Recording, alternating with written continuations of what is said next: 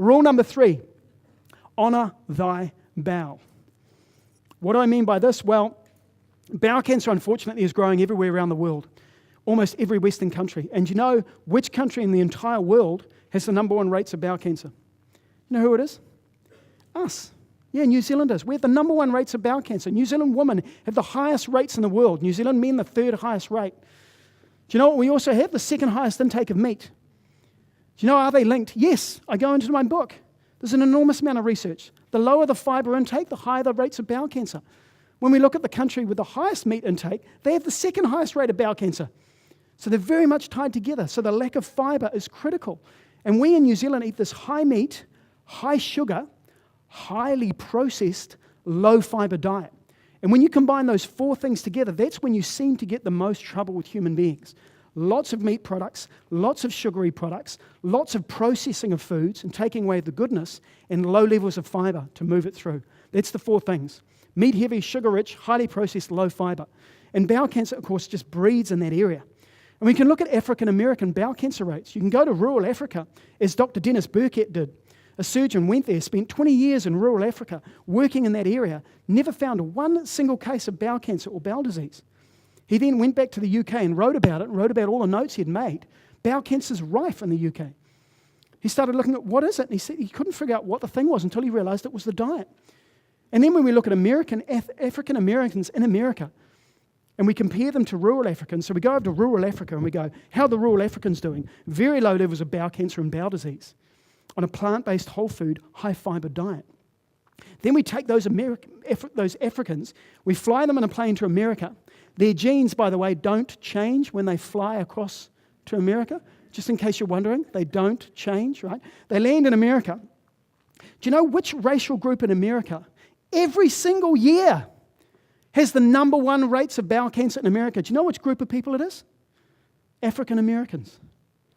100 times higher rates in America than in Africa. 100 times. What is the one crucial difference that they're doing in America? Diet. It takes about 15 years to grow bowel cancer. The Africans do it as soon as they hit America. It's so tragic and so preventable. Long-term constipation is deadly. Constipation is going once a day. We think regularity is once a day. No, that's constipation. If you eat 5 meals and you go once, where are the other 4 or 5 meals hiding?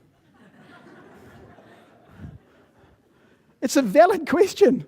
You know, when you look at kids, for those mothers here that will remember breastfeeding, you get your little baby, you put them on the breast. Do you know the first thing that happens in the nappy as soon as the baby gets food in its mouth? In the nappy.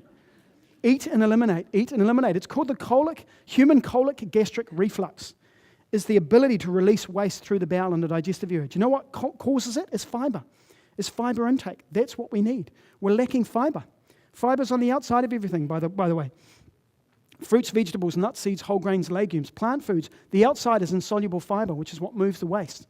We forget how much our bowel is connected to our brain and our emotions. We talk about gut feelings and gut instinct.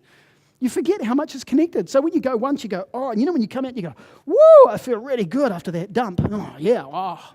And you're on this high. Well, see, if you get that every couple of hours through the day, you just get higher and higher and higher. And then at the end of the day, you're like, woo! You're like on a drug because your bowel is clean. Really important. You know, we are chronically constipated in New Zealand. It's one of the key things I work with people on. Can you turn constipation around? Yes, you can. Does it have a huge impact? Yes, it does. It has a massive impact. Do you think a whole lot of food sitting there in your bowel, like a lot of us have between 1 and 7 kilos of undigested fecal matter stuck in our bowel at any one time after number 2s? Now, do you think that having a whole lot of stuff stuffed in there and not coming out regularly has any connection with rotting in the bowel? Yeah. Do you think rotting in the bowel has any connection with bowel cancer? Yeah. We have massive rates of it in New Zealand. Massive. 3 times the road toll every day in New Zealand rot to death in a hospital bed somewhere from bowel cancer. And you know how much of it is preventable according to the World Cancer Organization statistics? Do you know how many people die in New Zealand that are unneeded? It's about 1,165 a year in New Zealand.